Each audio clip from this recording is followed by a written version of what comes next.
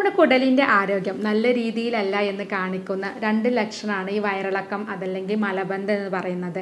മലബന്ധം നമുക്കറിയാം ഇന്ന് മുതിർന്ന ആളുകളിലും അതുപോലത്തെ ചെറിയ കുട്ടികളിൽ വരെ ഇങ്ങനെയുള്ള ബുദ്ധിമുട്ടുകൾ കാണിക്കാറുണ്ട്. അപ്പോൾ എന്താണ് മലബന്ധം? പല ആളുകളും പറയാറുണ്ട്, ഡോക്ടർ എനിക്ക് ഒരു ദിവസം വയറ്റിന്ന് പോകുന്നില്ല, അപ്പോൾ ഇന്നലെ പോയില്ല, എനിക്ക് മലബന്ധം ആണെന്ന് പറയാറുണ്ട്. എന്നാലും നമുക്ക് ഒറ്റ ദിവസം കൊണ്ട് നമ്മുടെ കുടലിൻ്റെ ആരോഗ്യം നല്ല രീതിയിലല്ല എന്ന് കാണിക്കുന്ന രണ്ട് ലക്ഷണമാണ് ഈ വയറിളക്കം അതല്ലെങ്കിൽ മലബന്ധം എന്ന് പറയുന്നത്. മലബന്ധം നമുക്കറിയാം ഇന്ന് മുതിർന്ന ആളുകളിലും അതുപോലത്തെ ചെറിയ കുട്ടികളിൽ വരെ ഇങ്ങനെയുള്ള ബുദ്ധിമുട്ടുകൾ കാണിക്കാറുണ്ട്.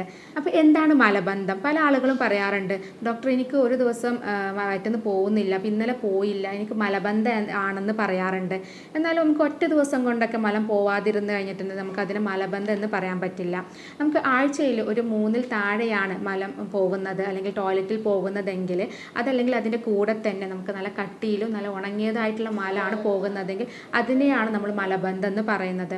പലപ്പോഴും നമുക്ക് വെള്ളത്തിൻ്റെ അളവ് കുറവ്, അതുപോലെ നാരുകൾ അടങ്ങിയിട്ടുള്ള ഫുഡുകളുടെ അഭാവം മൂലം, അതല്ലെങ്കിൽ വ്യായാമക്കുറവ്, അതല്ലെങ്കിൽ പൈൽസ് പോലെയുള്ള അസുഖങ്ങൾ, അതായത് നമ്മുടെ മലദ്വാരത്തിൽ ഭാഗത്ത് വരുന്ന തടിപ്പുകൾ കാരണം, അല്ലെങ്കിൽ നമുക്ക് കുടലിൽ വരുന്ന നമ്മുടെ വയറിൽ വരുന്ന ഗ്യാസ്ട്രൈറ്റിസ്, IBS പോലെയുള്ള അസുഖങ്ങൾ കൊണ്ടൊക്കെയാണ് നമുക്ക് സാധാരണയായിട്ട് ഈ മലബന്ധത്തിൻ്റെ പ്രശ്നം കാണിക്കാറുള്ളത്. നമ്മുടെ മലം നല്ല അയഞ്ഞതായിട്ട് പോവുക അല്ലെങ്കിൽ വെള്ളത്തോട് കൂടെ പോകുന്നതിന് നമ്മൾ വയറിളക്കം എന്ന് പറയുന്നത് അല്ലേ, ലൂസ് മോഷൻ എന്നാണ് കൂടുതൽ ആളുകളും പറയാറുള്ളത്. ഇങ്ങനെ വയറിളക്കം വരുന്ന ഇതിൻ്റെ കൂടെ തന്നെ നമുക്ക് വയറുവേദന അനുഭവപ്പെടാം, അല്ലെങ്കിൽ വയറിന് ഒരു അസ്വസ്ഥതകൾ അനുഭവപ്പെടാം, ഇടയ്ക്കിടക്കായിട്ട് ഇങ്ങനെ ടോയ്ലറ്റിൽ പോകാനുള്ള ടെൻഡൻസി ഉണ്ടാവാം, ഛർദി ഉണ്ടാവാം, ഓക്കാനം ഉണ്ടാകാം, പിന്നെ നല്ല ക്ഷീണം ഉണ്ടാകാം. ഇങ്ങനെയുള്ള ലക്ഷണങ്ങളും ഇതിൻ്റെ കൂടെ തന്നെ കാണിക്കാറുണ്ട്.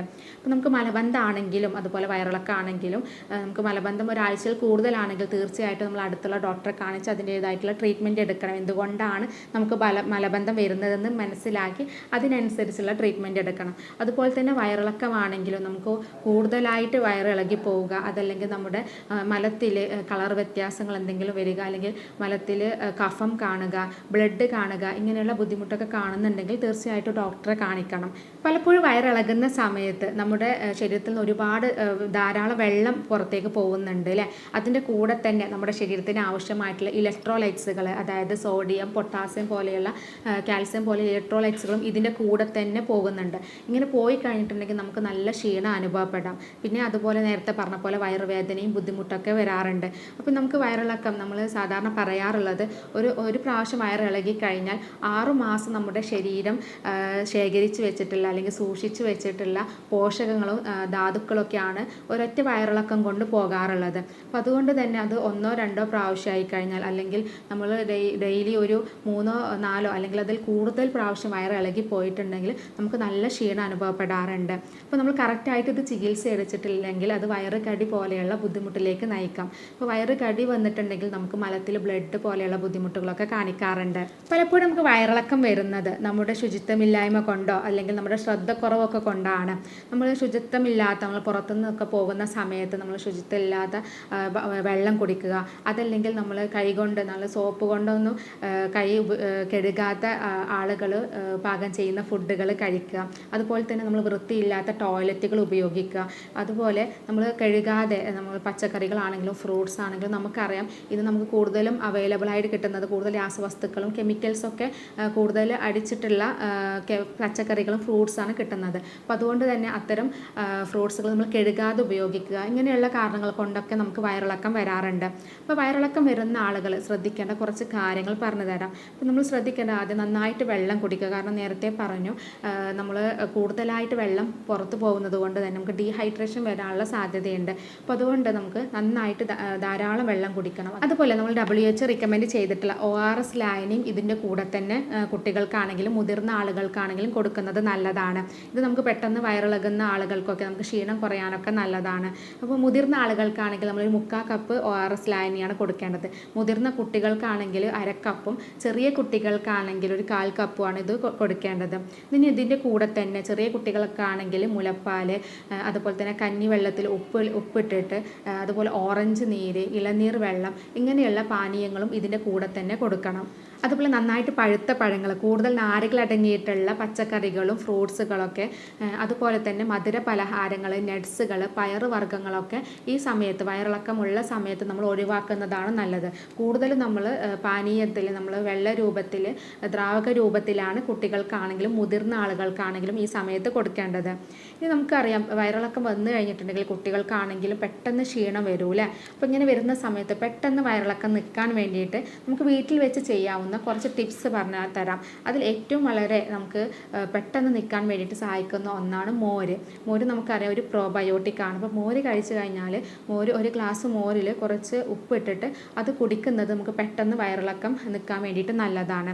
അതിൻ്റെ കൂടെ തന്നെ മോരിൽ ബ്ലാക്ക് ബെറീസ്, നമ്മുടെ വീട്ടിലൊക്കെ ബ്ലാക്ക് ബെറീസ് ഉണ്ടെങ്കിൽ അതും കൂടെ ചേർത്തിട്ട് അത് കുടിച്ച് കഴിഞ്ഞിട്ടുണ്ടെങ്കിൽ പെട്ടെന്ന് വയറിളക്കം നിൽക്കും. അതല്ലെങ്കിൽ നമ്മൾ മോരിൽ 2 പഴുത്ത പഴങ്ങൾ നന്നായിട്ട് ചെറുതായി കട്ട് ചെയ്തിട്ട് അത് മോരിൽ ചേർത്തിട്ട് അത് കുടിക്കുന്നത് നമുക്ക് വയറിളക്കം കുറക്കാൻ വേണ്ടി സഹായിക്കും. അപ്പോൾ നമുക്ക് പെട്ടെന്ന് കുറക്കാൻ വേണ്ടിയിട്ട് ഇത്തരം കാര്യങ്ങൾ നമ്മൾ വീട്ടിൽ വെച്ച് തന്നെ ചെയ്യാവുന്നതാണ്. എന്നാൽ ഇതൊക്കെ ചെയ്തിട്ട് കുറയുന്നില്ലെങ്കിൽ നമ്മൾ തീർച്ചയായിട്ടും ഡോക്ടറെ കാണിച്ച് അതിൻ്റേതായിട്ടുള്ള ട്രീറ്റ്മെൻറ്റ് എടുക്കണം. നമുക്കറിയാം ഇന്ന് കൂടുതൽ ആളുകളും നമുക്ക് നമ്മുടെ ജീവിത ശൈലിയുള്ള മാറ്റങ്ങൾ, ഭക്ഷണ രീതിയിലുള്ള പ്രശ്നങ്ങൾ കൊണ്ട് കൂടുതൽ ആളുകളും ബുദ്ധിമുട്ടുന്ന ഒരു പ്രശ്നമാണ് ഈ മലബന്ധം എന്ന് പറയുന്നത്.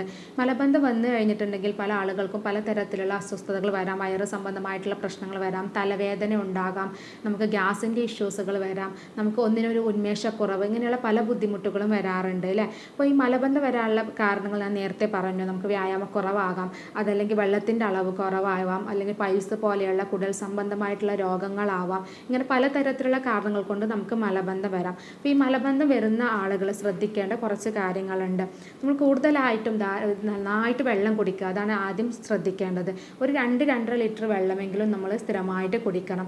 എന്നാൽ നമുക്കിപ്പോൾ AC-യിൽ വർക്ക് ചെയ്യുന്ന ആളുകൾക്കും അതുപോലെ നമ്മൾ പുറത്ത് നമ്മൾ വെയിലത്ത് ജോലി ചെയ്യുന്ന ആളുകൾക്കാണെങ്കിലും ഈ വെള്ളത്തിൻ്റെ അളവിൽ മാറ്റം വരാം. കാരണം വെയിലത്ത് ജോലി ചെയ്യുന്ന ആളുകൾ കൂടുതൽ വിയർക്കുന്നത് കൊണ്ട് തന്നെ അവരതിനനുസരിച്ച് കൂടുതലായിട്ട് ഒരു 3-3.5 ലിറ്ററെങ്കിലും വെള്ളം കുടിക്കണം. അപ്പോൾ അത്തരം കാര്യങ്ങൾ കൂടെ നമ്മൾ ഇതിൻ്റെ കൂടെ ശ്രദ്ധിച്ചാൽ നമുക്ക് മലബന്ധം പോലെയുള്ള ബുദ്ധിമുട്ടുകൾ പൂർണ്ണമായിട്ട് തന്നെ മാറ്റിയെടുക്കാം. അതുപോലെ തന്നെ നാരുകൾ അടങ്ങിയിട്ടുള്ള ഫ്രൂട്ട്സുകളാണെങ്കിലും പച്ചക്കറികളാണെങ്കിലും കൂടുതലായിട്ട് കഴിക്കാം. ഫ്രൂട്ട്സ് നമുക്കറിയാം സിട്രസ് പഴങ്ങൾ, ഓറഞ്ച്, മുന്തിരി പോലെയുള്ള ഫ്രൂട്ട്സുകൾ, അതുപോലെ ചെറുപഴം, ആപ്പിൾ, അതുപോലെയുള്ള ഫ്രൂട്ട്സുകളൊക്കെ നമുക്ക് സ്ഥിരമായിട്ട് കഴിക്കുന്നത്, ഇത്തരം ഫുഡുകൾ കഴിക്കുന്നതും നമുക്ക് മലബന്ധം ഒഴിവാക്കാൻ വേണ്ടി സഹായിക്കും. അതുപോലെ ക്യാരറ്റ്, ബീട്രൂട്ട്, മത്തന്, തണ്ണിമത്തൻ പോലെയുള്ള പച്ചക്കറികളും നമ്മൾ സ്ഥിരമായിട്ട് കഴിക്കുന്നതും നല്ലതാണ്.